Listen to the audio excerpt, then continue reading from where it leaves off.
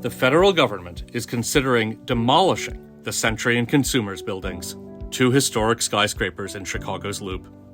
The General Services Administration, called the GSA for short, has earmarked $52 million to demolish them and plans to leave an empty, secure lot in their place. Let's quickly recap what's happened so far. In 2005, the GSA took ownership of the buildings using eminent domain, with a stated goal to put government offices in them and revitalize the State Street corridor. Instead, the buildings have remained vacant for years and have deteriorated considerably.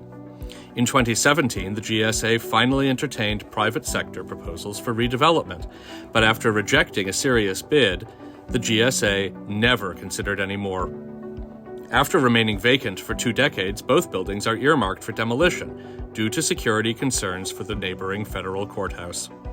Today, the use of federal funds and the historic status of the buildings require the GSA to look at the impact of demolition through a process called Section 106. Now that we're all caught up, here's the debate. Should the GSA demolish these buildings or save and repurpose them? The GSA is saying that these buildings pose a security threat to the neighboring federal courthouse, but the GSA has not adequately explained those threats, nor has it responded to suggestions to make the courthouse itself more secure. And here is what Chicago is saying. We should have a plan for the future of State Street, not more empty lots. Chicago just put out its first citywide plan in 50 years. Let's build on that. We should redevelop these buildings, revitalize State Street, and make the Loop more vibrant than ever. What's at stake? Well, there are some big numbers involved.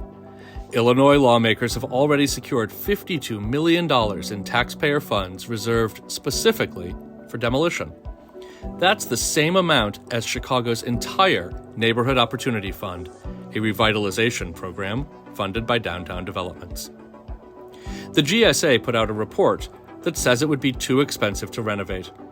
According to their cost estimator, renovation would run almost $400 million at an average of $1,500 per square foot, even though it only cost $360 per square foot to renovate the old post office, and $300 per square foot to renovate Old Cook County Hospital.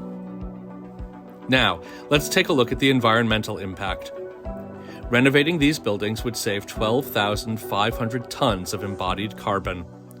This is the equivalent of the amount of carbon captured by 10,000 acres of forest for an entire year. Those trees would cover every lakefront neighborhood, stretching from Lincoln Park to Hyde Park.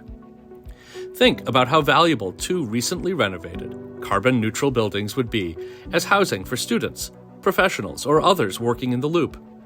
More people living closer to their jobs is easier on the environment, and the increased spending by the new residents also helps retail businesses in the Loop.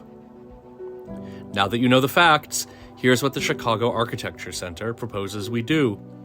Let the GSA know that Chicagoans want a real plan for these buildings, not another empty lot. The CAC wants to see a plan for State Street that's good for the economy, the environment, and all of Chicago. Learn more and take action at architecture.org/GSA.